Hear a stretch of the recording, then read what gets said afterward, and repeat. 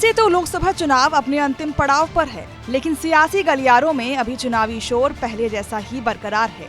ऐसे में कुंडा से विधायक और जनसत्ता दल लोकतांत्रिक के नेता राजा भैया की 2 तस्वीरों ने नई चर्चाओं को जन्म दे दिया है। राजा भैया ने बुधवार को भारतीय जनता पार्टी के सांसद और झारखंड स्थित गोड्डा से प्रत्याशी निशिकांत दुबे से मुलाकात की। इस मुलाकात के बाद एक प्रेस वार्ता में उन्होंने बताया कि समर्थकों से बीजेपी के पक्ष में प्रचार करने और मतदान की अपील की गई है। तो विकास करने की जो ललक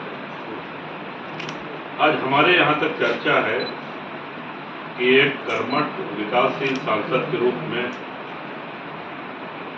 चाहे वो हवाई अड्डा हो, चाहे एम्स हो, चाहे गोड्डा में रेलवे स्टेशन हो, अनेक ऐसे काम किए जो यादगार हैं।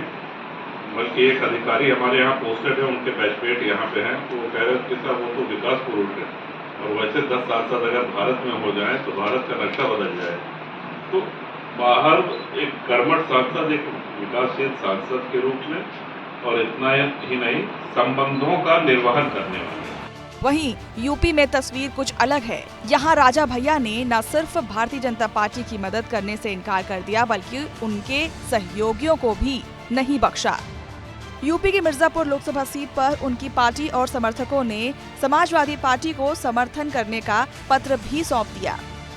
इस सीट पर एनडीए की सहयोगी अपना दल सोनेलाल की नेता अनुप्रिया पटेल उम्मीदवार हैं।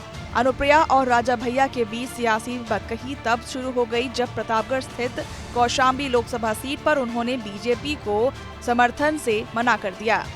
इसके बाद अनुप्रिया ने मंच से राजा भैया के खिलाफ बयान दिया था। माना जा रहा है कि यूपी में कौशाम्बी, प्रतापगढ़ और इलाहाबाद ये वो 3 लोकसभा सीटें हैं जहां भैया का दखल है। इन सीटों पर उनके समर्थक काफी हैं और वो चुनाव की धारा को मोड़ सकते हैं। उधर मिर्जापुर में भी करीब 1 लाख ठाकुर और 2 लाख के करीब ब्राह्मण मतदाता हैं। ऐसे में वहां भी राजा भैया अनुप्रिया की स्थिति बिगाड़ने में सक्षम माने जा रहे हैं। अब ये देखना दिलचस्प होगा कि राजा भैया अपनी कोशिशों में कितना सफल होंगे। मिर्जापुर में 1 जून को मतदान होना है और 4 जून को परिणाम आएंगे।